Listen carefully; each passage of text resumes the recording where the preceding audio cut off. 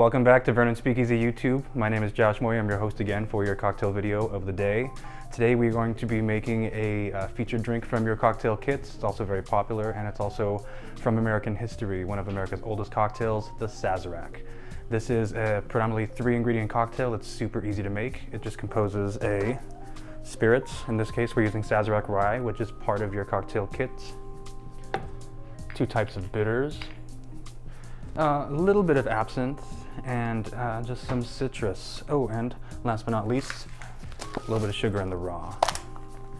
So, with that being said, let's go ahead and jump right in, okay? I'm gonna go ahead and take my stirring tin.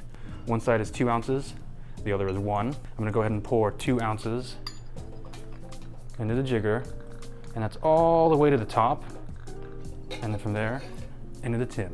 I have a nice bar spoon here, and some of the sugar in the raw has already been condensed into a syrup that we call Demerara syrup. I'm gonna go ahead and do 1 bar spoon. Perfect. Now last but not least, we want to add the bittering component of our cocktail. So, I have a bitter blend of Peychaud's bitters and Angostura bitters. I'm gonna do 3 dashes of Peychaud's, 2 dashes of Angostura bitters. Get a little bit of ice. So we want to chill our cocktail. 30% of our drinks are by the cause of dilution. I'm going to spray a little bit of absinthe into our glass. This is a little plastic bottle you can buy for $2 to $3. It basically just makes it so you don't waste as much, and it's really, really nice to help coat the glass. So I'm going to do 2 spritz of absinthe. This is for aroma more than flavor. You're not really going to taste it because we're using just a little bit. So let's go ahead and stir. Now when I'm stirring, I'm focusing on keeping my spoon on the outside of the ice. You know, I'm not raking it through the center. I don't want to aerate or bruise my alcohol too much. Now, I'm stirring for 10, 15, 20 seconds. This helps both dilute and chill your cocktail. Perfect. Now, last but not least, we're going to go ahead and strain this into our glass. And since I forgot my strainer, I'm going to use a knife, little industry hack there. This drink is served neat. Last but not least, I'm going to show you how to garnish your cocktail. You spent all this time making a fancy, tasty, delicious drink. It's not complete without a nice garnish.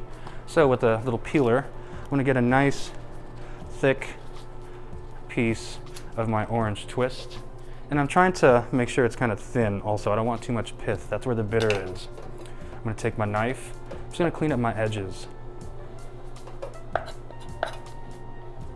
Again, just making nice straight lines. Now, last step, basically you want to spritz the oils that are present in your peel over and around your cocktail.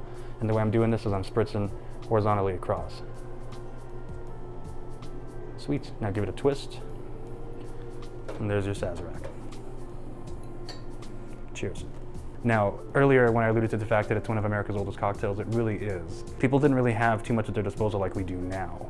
So, they used what they had at their disposal, which is good rye whiskey, some absinthe. This is St. George, by the way. It's a California company. They make delicious spirits. Other than that, you're using bitters, and both Angostura and Peychaud's bitters are also over 100 years old.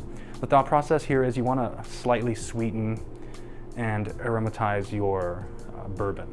It's a delicious, classic cocktail, and it's an homage to American history, so cheers.